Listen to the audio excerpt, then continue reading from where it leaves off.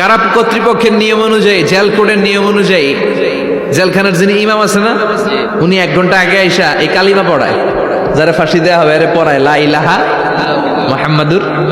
তো সাইয়েদ কুতুব শাহিদকে কালিমা পড়ানোর জন্য ইমাম সাহেব আসছে, ফাঁসির বাকি কয় ঘন্টা, এসে বলে সাইয়েদ কুতুব শাহিদ আপনি পড়েন লা ইলাহা ইল্লাল্লাহ। সাইয়েদ কুতুব শাহিদ বলে আমারে তুই কালিমা শিখাইস না, আমি কালিমা খুব ভালো জানি, যেই কালেমা পড়ানোর কারণে সরকার তোরে বেতন দেয়, ওই কালিমার ব্যাখ্যা করার কারণে সরকার আজকে আমারে ফাঁসি দেয়।